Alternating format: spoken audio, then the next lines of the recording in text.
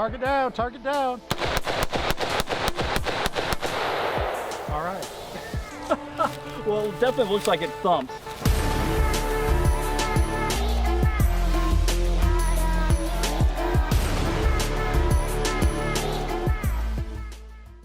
Welcome back, everybody. Clint today with Classic Firearms. We've got Professor Matt with us. What's up, everybody? And today we're here to talk about, well, we've got a few bullets here in front of us, but there's one that's been kind of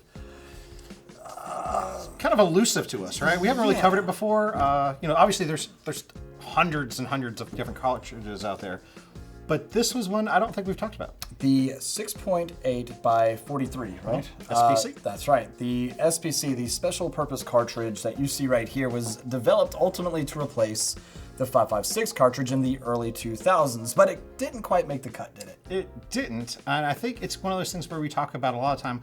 Just because you see that there is a noticeable increase in performance doesn't mean that it's worth the expense of switching thousands of military rifles and things over to a new caliber if it's not a large enough improvement. Right.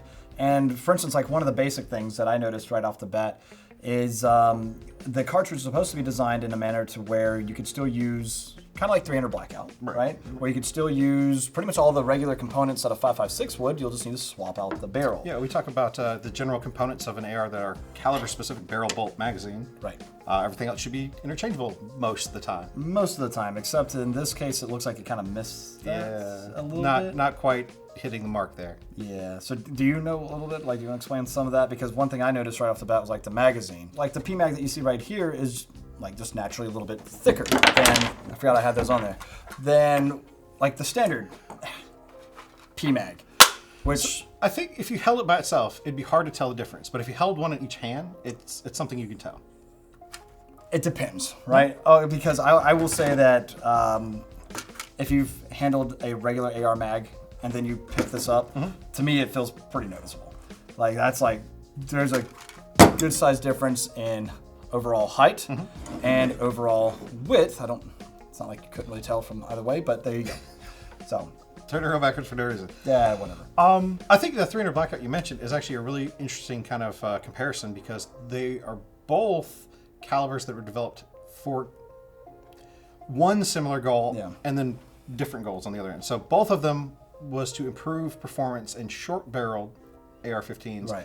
But with 300 blackout, the idea was close in combat, suppressed use. Right. And the 6-point specialist was the idea of improving the long-distance effectiveness of like the M4. Yeah. So it's kind of funny. They were both designed for shorter barrels, but opposite spectrums. Yeah, spectrums. Yeah. Right.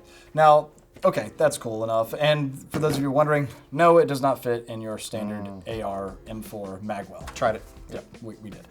So anyway, okay, cool. So there is that. So what we've got laid out on the table right now are a couple of different rounds that we all know very, very well. For instance, the M855 grain tip 5.56, 62 grain. We of course have the 6.8 SPC that you see right here and also here. We also have 308 right next to it now, and the new 6.8 by 51 or the 277 Fury from SIG that did win the contract.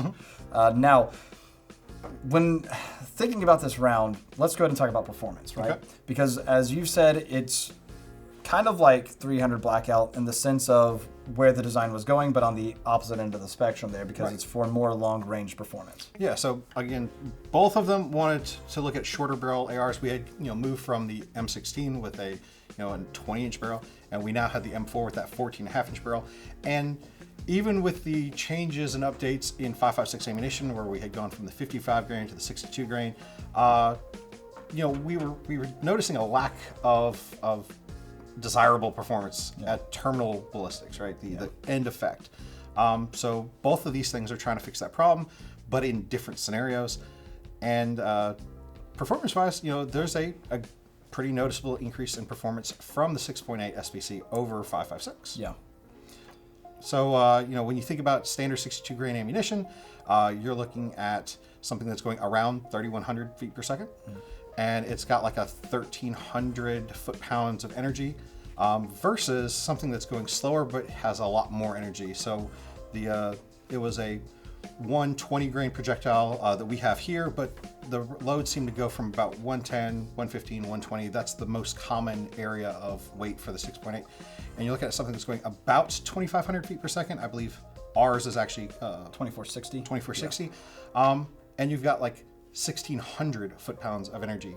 So it's, quite a bit slower, but hits with quite a lot more energy. Right, yeah. And then I think they also make like an 88 grain, which is breaking that 3,000 mark. Yeah. But it's going faster, but still not delivering, because it's so much lighter too. It's still not delivering, it's still delivering more energy because it's, than the 5.56 at 62 grain. Yeah. So there is that to take into consideration, but they start to get kind of similar. Like if you look at like the 77 grain, like the Black Hills or the, the Razor Core, 5.56 ammo, and then you've got like that 88 grain, then it's kind of like kind of the same, so not worth really switching components. I know as an AR-15 cartridge we tend to compare it to 5.56. That's what it was intending to replace, but I actually think it makes an interesting comparison as well to 7.62 by 39. Of course I would bring that up. Of course you would. Because the 120 grain projectile compares really well as far as so like the 122 grain common loading you find for 7.62. Yeah. They're going about the same speed with about the same energy, but this has a much flatter trajectory. Yeah. So it makes hitting those long shots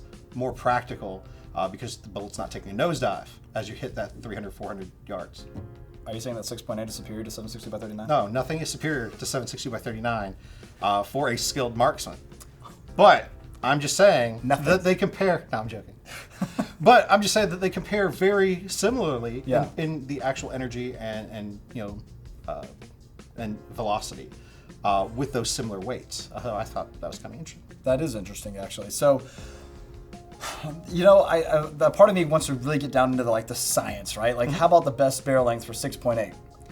The problem with that is, this LWRCI that you see right here is the only gun that we've come across, even in our warehouse full of guns, chambered in this. So we can tell you what 16-inch, what that's good for, But I would like to actually take this out to the range, shoot it, and get a feel for it there. Yeah, absolutely. I've never shot 6.8, have you?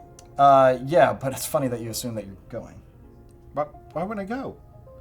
Because I never go. That's it. Because you never go. Let's head on over to the range and let's see how this thing shoots. I'm gonna come. So now we are out here at Take Aim Training and Range, and I know that Matt, we tease him quite a bit, and I do actually feel bad that he couldn't make it to the range. Hold up, Clint, hold up.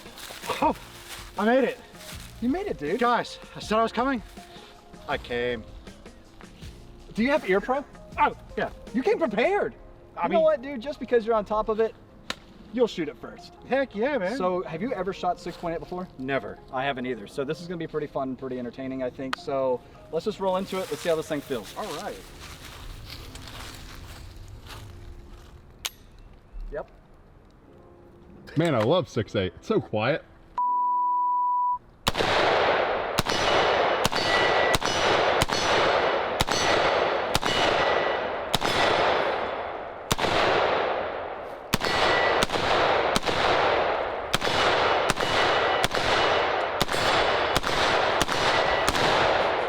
Target down, target down. All right. Well, it definitely looks like it thumps. Yeah, so that was really cool. So I'd say noticeably more than a 5.56. Yeah. But okay, well, since you finished all the rounds off in the mag, I'm gonna reload it now and then get my first shots on it, and then we'll talk about it some. all right. Let's try this guy out.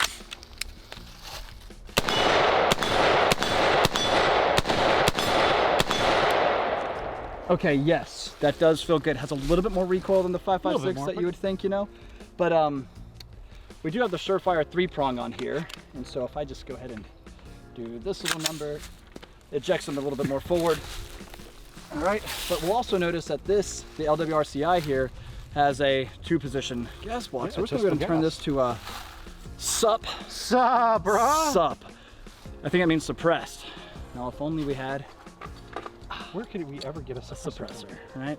So let's see how this 6.8 feels to shoot silence with a Surefire on there. So I'll take a couple of shots, and I guess I'll be kind to you since you're actually out here. Hey! All right, let's see how the 6.8 feels to shoot suppressed with the LWRCI. Here we go.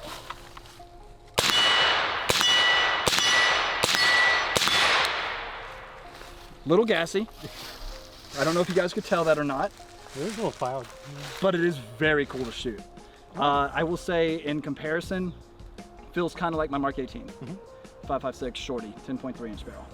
Tell me what you think. All right. And feel free to finish the mag off. I mean, you know I was.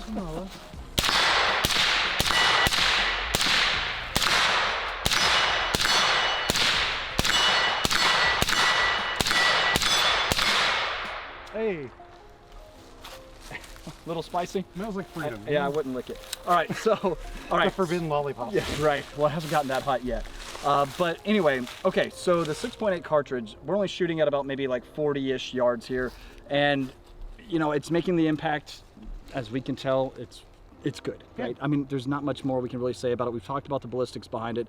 But as far as felt recoil, how the gun feels to shoot, how this cartridge feels to shoot, like Matt and I think we both agree, a little bit more recoil, felt recoil I'd than say 5.56. noticeably more. So Okay. like you can tell it's not a 5.56, but still not 7.62 by 39. Yeah, yeah. Not quite to that level. No, not quite to that level of 760 by 39. You're right, but I will say that this thing does feel really, really good. Again, the kind of the proprietary mags, Yeah, you know, sucks. well, but I mean, it's a thicker cartridge all around, so you're not playing that 760 by 51 game, so you can't really use those AR-10 mags. It's thicker than 5.56, but you can't really use, you know, AR mags. So you've got this hybrid mag, which doesn't look like it might be much bigger than like your AR mag we've already talked Yeah, about. it but looks yeah. almost identical, right? Almost, but once you feel it, you're like, okay, it's a little bit girthier. Anyway, but as far as everything else feels on this guy, it's a lot of fun to shoot. But I say we head back to the video room, give our final thoughts there. And since we're here, maybe we'll shoot something else that can be found at cfcontest.com. Yeah. Are you happy you got to come to the range? Dude, I'm so happy I got to go to the range. So it's not like it's the first trip, but it it's been a doesn't while. happen. Yeah, exactly. It's been a Yeah. while. Yeah. You guys should comment down below if you want Matt to stay here at the warehouse more often. No. All right. Okay, getting back to the 6.8 SPC. I thought, first of all, obviously we didn't do much accuracy testing or like, you know, ballistic gel or anything like that, which maybe we could. I think, honestly, we team up with Ballistic Dummy Labs again, and we should shoot body armor on it again. I think Guard Dog probably would be down for that. And also try to do some ballistic gel testing and accuracy testing. We got the Caldwell lead sled we can use, stuff like that. But and velocity testing. So you know, we did check when I got back from the warehouse, and you know, Clint maybe spoke a little hastily. We do have some other options in 6.8. So it's not that this is the only one. Yeah. So we could possibly see if we could do some different barrel length testing or something. I think that would be pretty fun also. So I feel like we have a couple of new series coming soon. So anyway, we'll leave that to be discussed in the comments section if you guys would like to see more on different calibers as far as ballistics go as well. And from here though, as far as this gun felt, I think we talked about it mostly at the range, and I agree with you. You said it more than a 5.56, less than a 7.60 by 39. It's a soft shooting gun, really. You add the Surefire silencer like what we have at the end of this here. This is the SPS 300, right? Yes, and it shoots great. So speaking of the silencer, so I kind of noted this at the range, but I am not as experienced shooting with suppressors as you are. And I know that you probably have guns that are more gassy, have worse back pressure and stuff. Absolutely. But that was something I noticed about this, was that to me it did seem fairly gassy. I definitely, Even though we turned it down with SUP? yeah. I mean, even what's up, dude? I still, you know, it was something that was noticeable. But again, I'm not a super experienced suppressed gun shooter because I do not own any suppressors. Yeah, I just hold my breath.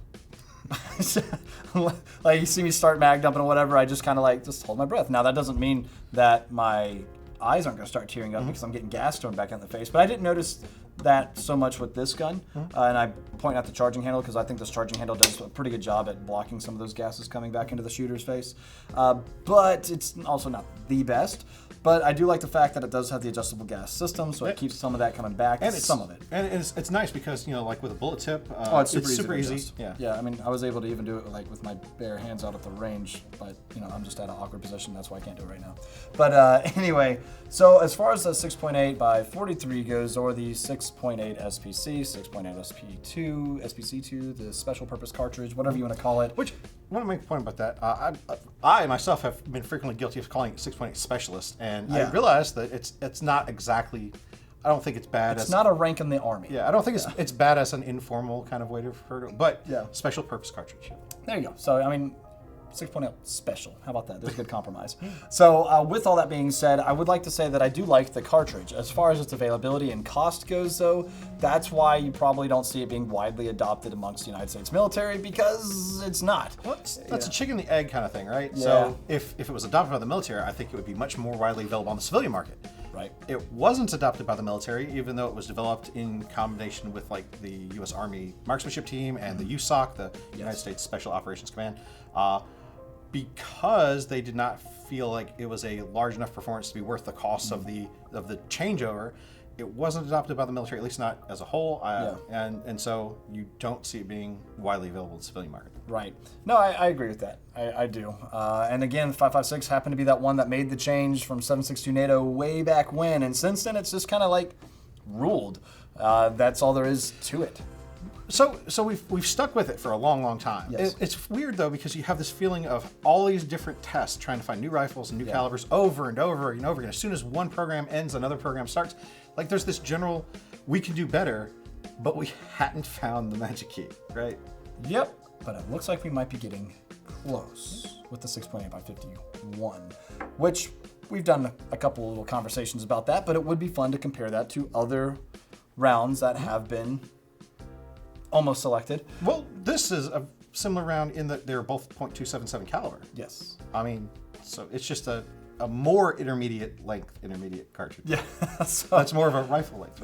Right, exactly. So pretty fun stuff, guys. Let us know what you think down in the comment section below. Do you think the 6.8 SPC, not specialist, special purpose cartridge, is going to make a comeback one day? Or do you think it's going to be kind of overshadowed by something a little bit larger? Or do you think it's just going to be not overshadowed, but just Still fall in 5.56 still shadow. follow 5.56 shadow? So I guess technically that would be overshadowed. Just let us know what you think. Personally, having shot it, I do like it. What are you gonna say? Is there another intermediate cartridge? Because like we've talked about a couple things that are kind of contenders for the throne that haven't quite made it. So, you know, the 5.56 of course reigns. We got 300 Blackout, which is kind of specialized for the platform. But things like 6.5 Grendel, 6.8 SPC, 6mm art. 6mm art. That's another good one. Like, you know, do you think that these are all just kind of specialist calibers that have to stay in their niche? Or do you think that there's something that should be more widely adopted? It's one of your favorite cartridges. Let us know. Let us know. And we'll leave it off there, guys. Appreciate you and your business. God bless. And we'll see you down in the comment section all about 6.8.